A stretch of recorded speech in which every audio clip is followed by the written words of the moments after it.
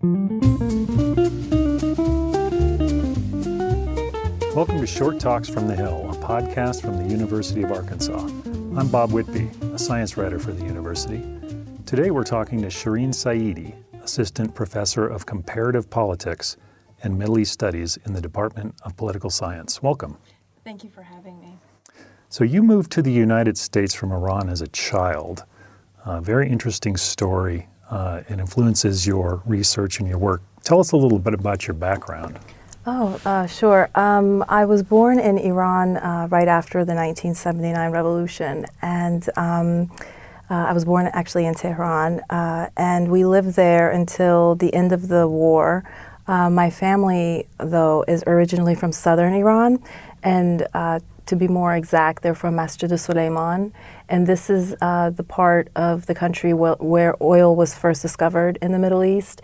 It's also, despite having a lot of resources, it's a very underserved community that lives there, mostly of tribal background. So both of my parents are from there, and southern Iran was really the war front during the Iran-Iraq War, an important war front. It was also a place where there was a lot of lively leftist activists work during 1979 and after 1979 and prior to 79. So I always say I'm from Iran, which is a very highly political and dynamic country, but in particular from Khuzestan, which is a little bit even more fiery. Mm-hmm. You've written about topics as varied as the politics of love and war in Lebanon. You've written about driving culture in Iran. I think that might have actually been a book review. But common themes in your work are women's roles, politics, Islamism, and citizenship. So how does your background inform your interests, your research work? When I studied, all of my degrees have been in political science. And when I was a political science student as an undergraduate at the University of Maryland in College Park, the way that political science was taught was very, it was very much so focused on U.S. interests, U.S. politics, American history, American interests in other parts of the world, and also a very elitist perspective. So talking about politics from the perspective of, what will this political leader do, or how are decisions made, rationalist calculations, and so forth. I was much more interested in how politics affects people's lives. So for me, studying political science was about, one, changing the direction of political science in the United States. And that's one of the reasons that I went to the UK and did my PhD at Cambridge, because they were taking a more historical and institutional perspective. I'm interested in bodies, in effect, in human rights, citizenship. So anything that relates to people's subjectivities and how politics affects the lives of people and how people can change the direction of politics. This was really where I was coming from. You've done some very specific types of research in Iran, in the Middle East, that seem to reflect that very, very, for lack of a better word, intimate looks at people's lives and how they're shaped by the state and the regime there. Can you talk a little bit about that? I understand myself to be a part of a generation of Iranian American, Muslim American scholars that really developed intellectually after September 11th. I was studying, gender studies, minority politics. My undergraduate degree was political science, but I took mostly gender courses and African American studies courses.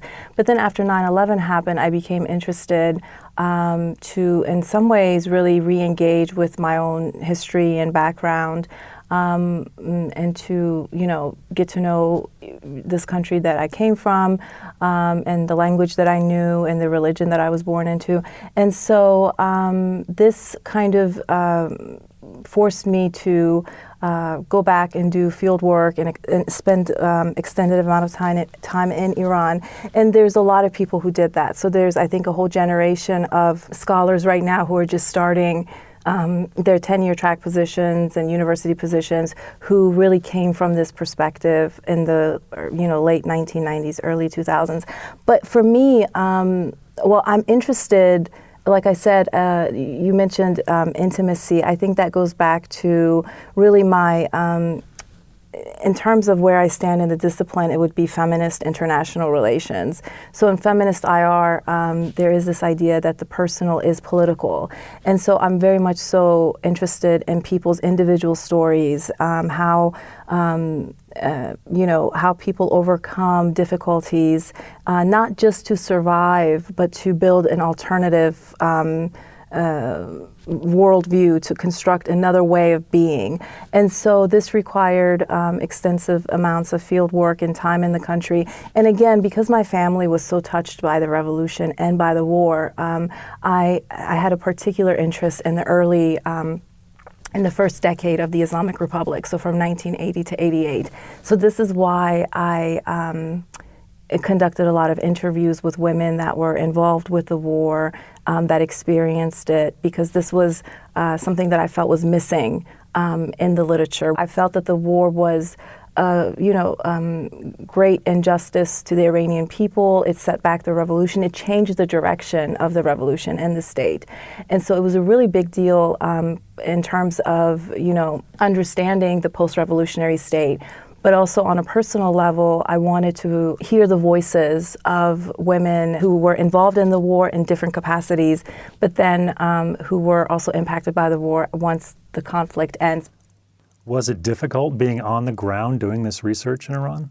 It was difficult just because at the time, conducting research on the Iran-Iraq war was considered a security issue. It was a security topic. So even later when I taught in Iran at the University of Tehran, I learned that even PhD students, graduate students who are living in Iran, from Iran, doing their degrees in the country, are not allowed to freely pursue this topic. And for their, even, I've met women whose fathers were killed in the war, but they were not allowed to do research on the war. The other aspect, I think, that made it difficult was actually finding these women. And it would have been very difficult if it weren't for the support that the state actually gave me. So a lot of the women were introduced to me through this state institution called Hawze Honari, which is basically, it's where a lot of the memoirs and books about the war are produced. It's under the direct supervision of Iran's supreme leader, but it's quite a dynamic institution, and they work a lot with foreign researchers. So they facilitated my research for that book. And then, friends and family, I used different relationships that I had to find people to speak with, because I didn't want all of my data to come from one avenue, and that being like the voice of the states. How were you received as an American and a scholar, both in your research and your teaching in Tehran? As a woman and as a scholar, people were so you are so respected, and this surprises many Americans because they think that professional women in Iran, in places like Iran, religious countries, wouldn't receive that level of respect. But the students and colleagues really do respect you a lot.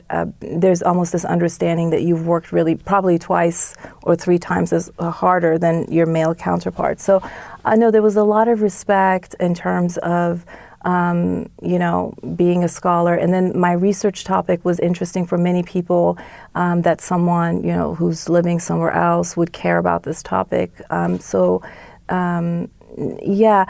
guess the difficulty for me was just, if I were to be really just honest about it, was confronting sort of my own my own cultural flaws, and seeing how much better other people were in building relationships with me, despite the differences than I was in building relationships with them. If we take the current context of all the tensions that exist between the United States and Iran, and really there's a lot of conversation about the sanctions, but the sanctions have been, the people of Iran have been impacted by sanctions really since 1979, since the revolution. So, when you think about sanctions that are really back-breaking, suffocating, they are preventing, children with cancer from getting their medication. They're causing students who are sitting on an airplane on their way to the United States to pursue their graduate education are, literally being taken off of airplanes because of the sanctions. So because of sanctions and the current tensions, I was really surprised by how nice people were to me, and how, they didn't really view it as an opportunity to take their frustrations out on this American who's in the country. It was more, they were really interested in dialogue and conversation and expressing what they've lived through. So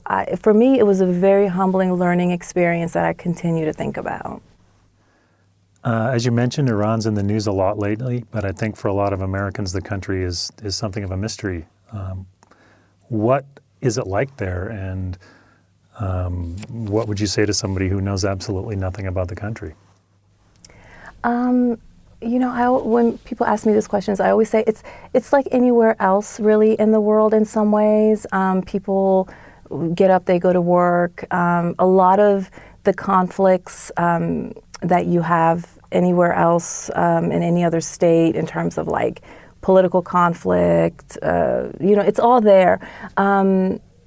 But I guess one way that it is different for me is really the creativity that the people have for, and the patience for encountering these long-standing issues that really develop out of the history of really modern Iranian history with the formation of an authoritarian state, with Western interference, with colonialism, with the rise of Islamism, just all of these different aspects of contemporary history that have affected them in a negative way, how well they are at navigating that and trying to find peaceful solutions to their problems. I think that's one of the things that would be very striking for an American that goes to the country. I can't really say that there's one thing that's very exotic or different. The thing that always stays with me, though, is really the kindness and the compassion, the patience, the flexibility, and really the excellent communication skills that people have in Iran.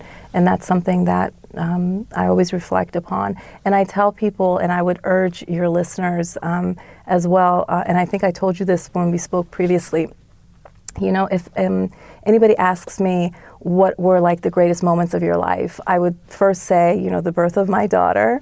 As a mom, I think that's the first thing I would say. But second, I would say really the best part of my life so far has been the time that I spent in Iran. Finally, I want to mention that you have a book in the works. Yes. And the name is Women in the Islamic Republic, How Gendered Citizenship Conditions the Iranian State. And that's coming out soon? Yeah, hopefully. I just finished my book, so I will send it back to the publishers and hear from them. The book, theoretically, it's written for an academic community, but I think it will also be of interest for people who are not, academics or based in, that don't work in the university, because really what the book shows is that typically we hear about Iranian women and how they're oppressed, and how difficult it is life for them after the revolution. But very rarely do we hear not just about how they've resisted what has happened, whether it was war or the rise of conservative politics, anti-feminist politics. Not only have they resisted, but my book shows how in the process of resisting, they forced the Islamic Republic, their families, their husbands, their brothers, their male colleagues to change their policies and to change the way that they interact with women. So the book shows that, there's this whole other side of life in the Islamic Republic, and there are these spaces that women have carved out that I would say are actually quite much more radical than what we might see in women's movements in the United States or in democratic countries. Interesting. Okay. Well, thank you very much for joining us. Thank you for having me. Music for Short Talks from the Hill was written and performed by local musician Ben Harris. For more information and additional podcasts, visit researchfrontiers.uark.edu, the home of research news at the University of Arkansas.